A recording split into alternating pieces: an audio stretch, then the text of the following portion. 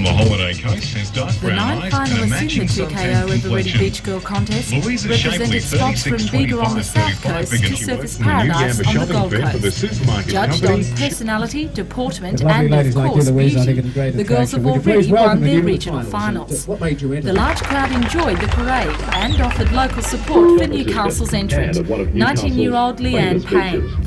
It was a hard decision for everybody, but after careful consideration, the judges awarded the Summer Girl title to 21-year-old Lynn Bennett. The South African-born beauty represents Queensland's 4GY in Gympie and will set off on a ski tour of New Zealand with $3,000 worth of prizes. Just to remind people.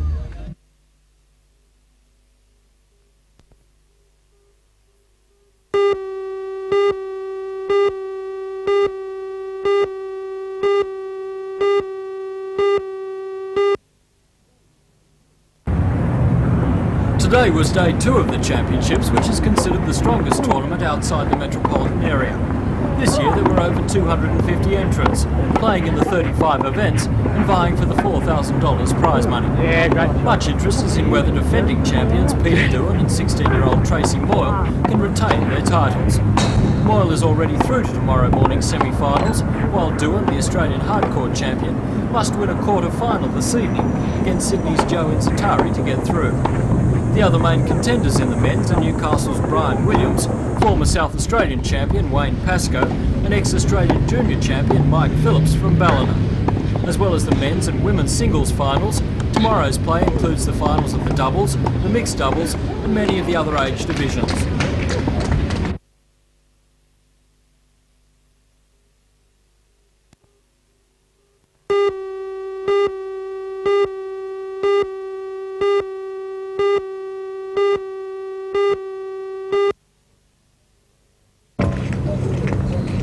Nash set a new course record today with a 65. The previous record was 66, held jointly by Todd Power of Brisbane and Chris Longley of Pymble. American Kurt Byram had a 64, but with preferred lies. Nash shot 3 consecutive birdies midway through the front 9 and parred the rest, then eagled the 10th and had 3 more birdies and a solitary bogey on the back. He leads on 8 under the card from Englishman Peter Baker, who had 1 under today to be 3 under after 36. American Keith Goyen had a disastrous day and returned an 81 and will miss the cut for the final 36 holes that will be played tomorrow.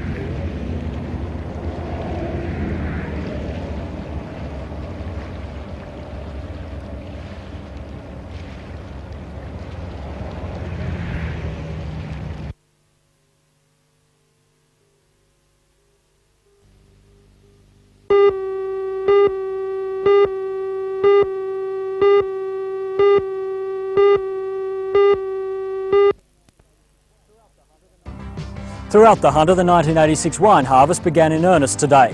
So far it's been an exceptional season, but with the harvest lasting for the next 6 weeks, just how good a year this one will be all depends on the weather.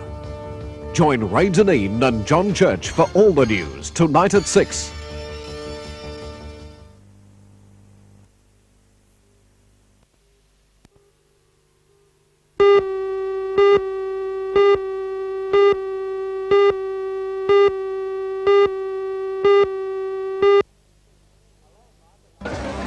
landmark in the Hunter Street Mall, the John store, closed today after 62 years.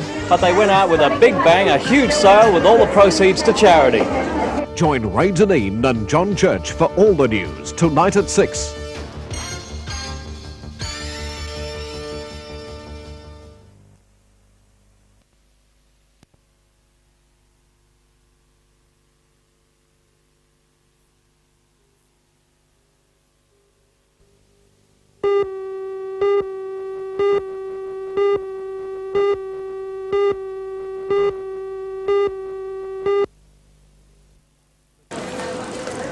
The John store has been a part of Newcastle retailing since 1923. The fabric and women's clothing store was opened by David John, but was bought by the Davies family in 1931. Next Friday, the building officially becomes the property of a Gold Coast developer, Todburn Proprietary Limited, and it's likely the ground floor at least will be a retail outlet with new tenants to be announced soon.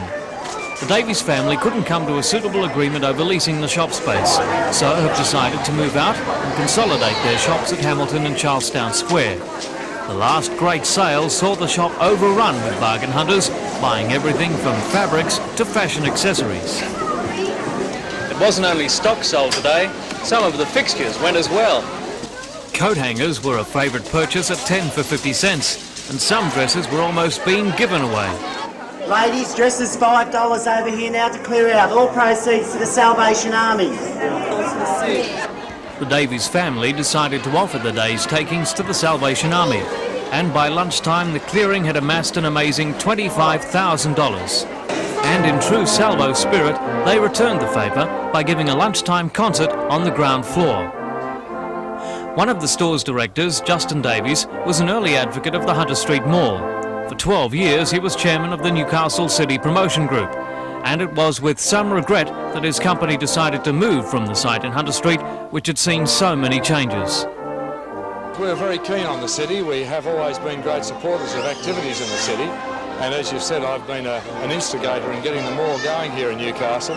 I must say we have been a little disappointed by some council attitudes, particularly in the way that they've put off some developers from coming in by their harsh restrictions on building heights, and we feel that perhaps the council could have done more to develop the city.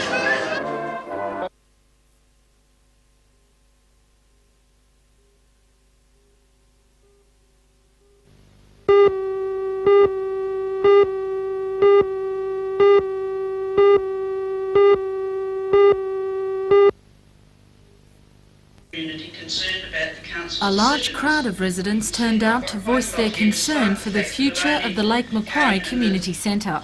However, the matter was deferred to a future council meeting. The Community Centre and Information Service has been operating in the old council chambers for the past 5 years, and since then hundreds of community groups have used the building rent-free. Spokesman for the Management Committee Pam Tesh says that the council is closing down the centre because they say it's a financial loss. The building has been up for sale for the past 3 years. Now the council is trying to lease the premises. Last December, the Management Committee found out they were in debt $20,000 to the council, an accusation which is questioned. Well, we don't believe the committee owe the council anything. Funding all comes from Youth and Community Services, and the fact that the council won't give a definite decision on the building, there's a possibility that the funding, which amounts to quite a considerable amount, it'd be over $30,000, will be lost to the area. Do you think council's squeezing you out? I feel that's their intention. And what are you prepared to do about it? They'll have to push very hard, I feel, at this stage. There's a lot of support, there's petitions all around the lake, and the ratepayers on the whole are very concerned at what council is doing and the decisions they're making.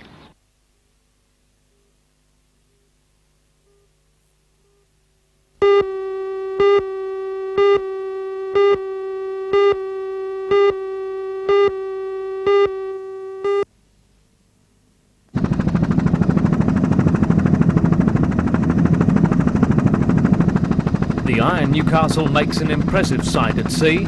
We joined her on her maiden voyage to Newcastle. This is the first vessel in the BHP fleet to be called Iron Newcastle, and the first vessel in 100 years to have recognised Newcastle, Australia in its name. Right now we're steaming up the New South Wales coast at 13 knots or about 25 kilometres an hour. It's slow, but it's steady. The Iron Newcastle is a large ship, 283 metres long and 47 metres wide. That's unusually wide and allows her to carry a big cargo of both coal and iron ore. In fact, the Iron Newcastle is the biggest ship in BHP's fleet.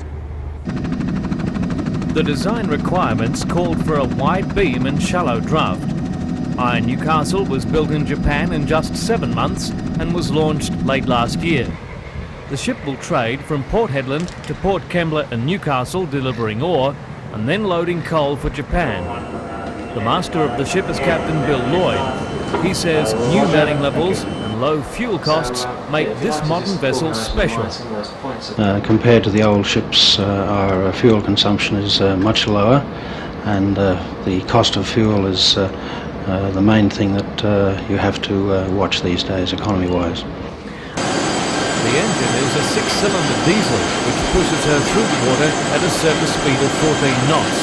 The slow-speed long-stroke engine developed 16,000 horsepower at 65 revs per minute. The engineers, through a complex computer system, can monitor the performance at any time, complete with a computer graph.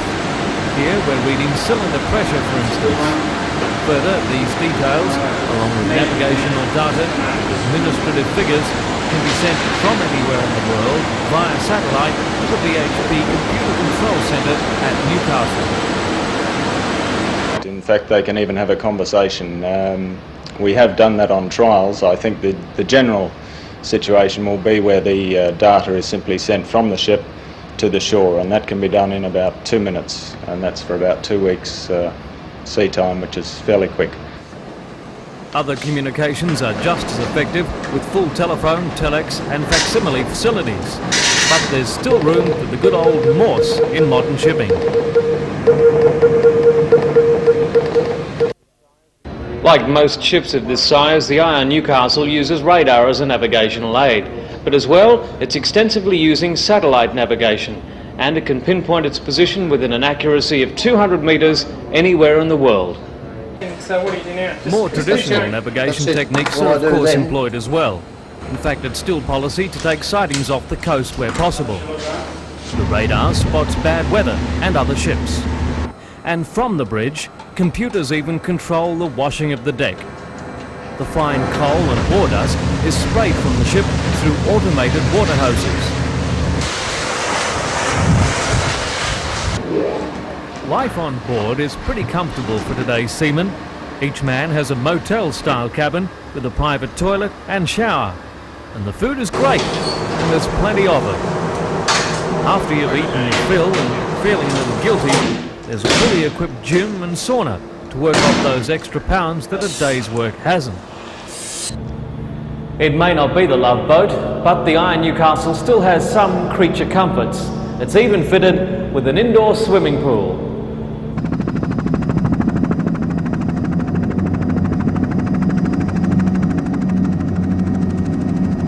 As the Iron Newcastle steamed into the harbour last weekend and past Nobby's, she broke a port record bringing in iron ore.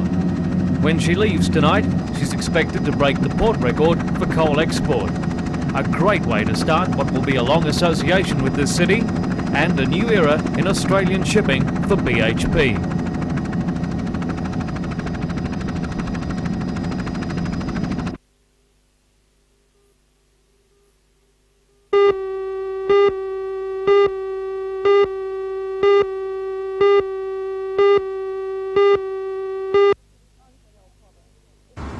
I'm Janelle Provost. The Newcastle City Council announced today that it's going to be the new developer for the Queen Street Wharf.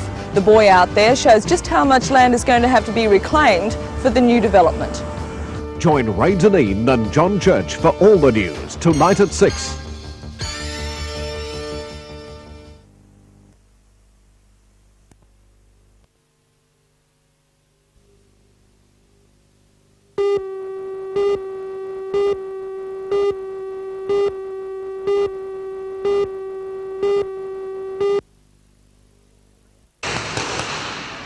The man tipped to impress on Sunday night is featherweight Shane Knox, who worked out today at the Police Boys Club at Broadmeadow. Knox sparred a couple of rounds with flyweight state title holder Peter Mitrevsky in what was described as a light workout as they both fight on Sunday. Promoter Bill Morty has big raps indeed on the former Brisbane street fighter. I think with Shane Knox and Gary Clark, even though they're fighting the main support, it could be the fight of the night because Knox is a tremendous prospect. Well, watched him here today and by gee, works out well for a fighter that's, well, toning down for Sunday's fight. He's very strong. Yeah, he's particularly strong, and I think his advantage is that he can take you out with either hand at any time, and he's an excitement machine, and I'm sure the people in Newcastle will appreciate him on Sunday night. You've been quoted as saying that he's the next world champion, like Fennick, perhaps. Well, I think he's as good a prospect as Jeff Fennick. As you know, he boxed in the same Olympic Games team. He's almost a mirror image of Fennick. He was a street kid out of Brisbane's Valley. A policeman took him under his wing at the Police Boys movement, got him to Los Angeles, but unfortunately that policeman had a heart attack and died just before the Olympics. When he lost a controversial decision, he came home and spat his dummy out, but he linked up with Jeff when we were there to fight Farrell. And he's now resident in Sydney, had 2 pro fights, won them both, and I'm sure you'll appreciate him Sunday. What has the reaction been to Sunday?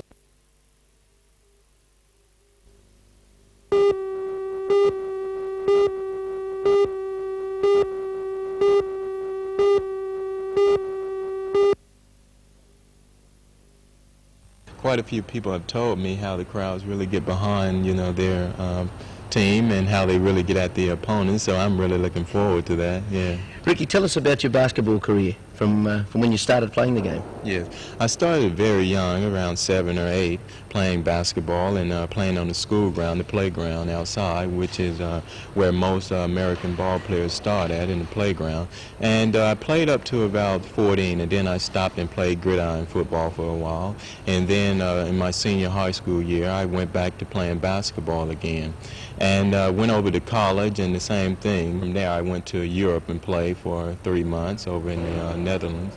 And then I came over to Adelaide in Australia and played there for a year. And then just took somewhat of a break and went up to Darwin and just played and did quite a bit of coaching up there. Yeah. And now in Newcastle? Now in Newcastle. Someone said this fella's better than Al Green. How do you react to that?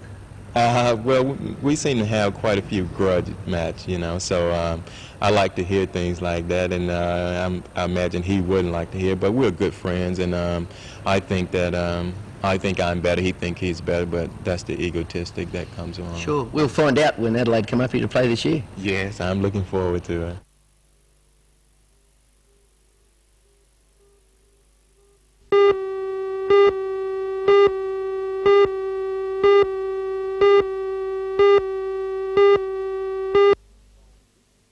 Involved with Nick Killen comes into the new position having had a long association with the Hunter region. His secondary education was at Singleton, and later, with a background in engineering, had been employed in local industry for the past 18 years. With a recently completed master's degree in business administration, Mr Killen sees himself well equipped to work with Foundation team members in promoting and helping the development of the Hunter region. Future. John, immediately I see myself as being able to bridge the gap between the research team of the Foundation and the market. Do you think there has been a major gap there in the past? Well, this kind of communication has really been carried out by the Director of Research of the Foundation predominantly. I see with the continual change in the Hunter region, there's need for the Director of Research of the Foundation to spend far more time with the management team in coping with that change and communicating that change, and in turn I see myself as the person that can take over responsibilities of communication, community awareness, and awareness of our products and services with our varied sponsors and supporters. That's perfect. That's what